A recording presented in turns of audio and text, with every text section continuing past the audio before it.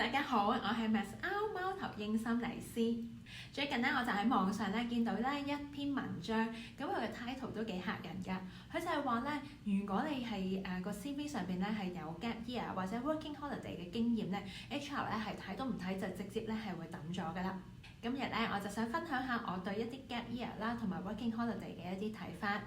你嘅支持係我繼續拍片嘅動力，希望大家都可以 like、share 同埋 subscribe 我嘅 channel 啊！咁嗰篇文章咧就喺網上咧就係發表啦。咁佢咧就講到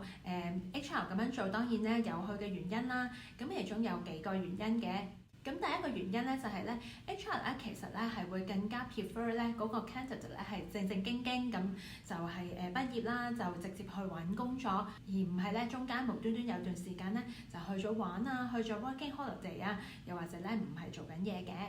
而第二個原因咧，佢就係話到咧 HR 咧會覺得咧呢啲嘅 candidate 咧係相對比較中意去玩啦，可能咧屋企咧係比較有錢，所以咧佢哋就會覺得咧呢啲嘅 candidate 咧就唔係咁合適啦。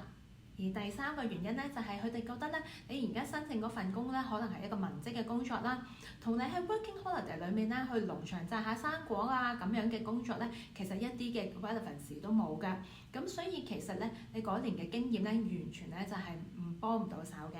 咁網上咧當然就引起好熱烈嘅討論啦。咁有啲人咧都會覺得啊 HR 咁樣諗都無可厚非嘅喎。咁但係亦都有啲人咧就會覺得哇 HR 仲係喺上個世紀個年代嘅喎，好 out 啫咁樣諗嘢。又或者覺得咧HR 咧眼光短淺啦，完全咧係即係冇呢個國際視野咁樣。咁我個人咧就覺得呢個世界咧就係咩人都有啦。我哋當然咧就唔排除有啲 manager 啦或者 HR 咧係會咁樣諗嘢嘅，而佢哋嘅 concern 咧其實都唔係完全咧唔 valid 嘅。不過我覺得咧 manager 或者 HR 係咁樣諗嘢咧，相對咧都係少數啦，同埋咧應該唔係主流嘅意見嚟嘅。我都唔排除有一啲嘅local 嘅中小企咧，佢哋請人嘅時候咧係會偏向比較保守啦，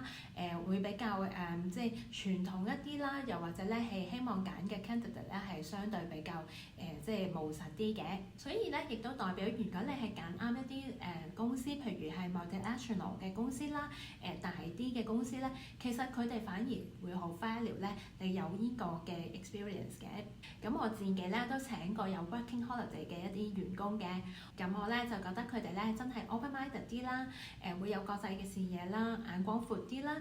同埋咧，佢哋都會相對係比較獨立啦，同埋處事咧係比較成熟嘅。咁最緊要咧就係佢哋嘅英文水平咧，通常咧都係有啲保證嘅。咁翻返轉頭啦，頭先講到 HR 嘅一啲嘅 concern 啦，咁第一樣嘢咧就係 CV 上邊咧有空白期。咁之前咧我哋都提過㗎啦，今時今日咧喺 CV 上邊咧係有1年半載嘅空白期，係一啲都唔出奇㗎啦。不過 HR 咧都可能仍然會問下你問題嘅，可能咧佢哋都好奇啦，同埋咧想了解多少少你嗰年做咗啲乜嘢，學咗啲乜嘢咧咁。咁我哋之前咧都有一啲影片咧係講過空白期點樣處理嘅，咁歡迎大家咧可以去睇翻嘅。咁而第二點咧就係 HR 咧可能會擔心 candidate 會唔會係好貪玩啦，或者屋企好有錢。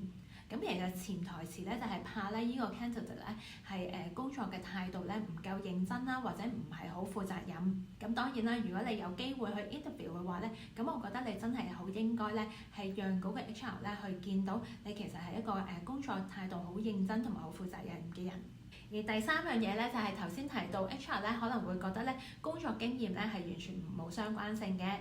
咁講真啦，喺農場摘生果又確實好似咧同你而家申請一份文職嘅工作咧係九唔搭八喎。不過咧，其實我哋諗深一層咧就會知道，其實所有經驗咧都可以 relevant， 亦都可以唔 relevant 嘅。咁所以咧，你更加應該喺你嘅 CV 上面咧係 demonstrate 到你點樣同人合作啦，咁你嘅溝通能力啦，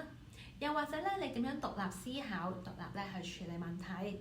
咁呢啲嘅 skills 咧係更加重要嘅。咁所以總結咧就係，我唔覺得 working holiday 或者 gap year 咧係應該會成為你係揾工嘅一啲阻滯嚟嘅。而更加重要嘅就係，其實如果去咗 working holiday 或者 gap year，其實會唔會其實你自己係冇一個好清晰嘅目標咧？你根本唔知道自己想做乜嘢，所以即使去到 interview 嘅時候，人哋都會覺得你唔知道自己想點，最後冇請你咧。如果你都遇到呢啲嘅問題，歡迎你喺下面留言，又或者咧係 PM 我，希望我都可以幫到你。今日我哋嘅分享咧就差唔多啦，我哋下次見啦，拜拜。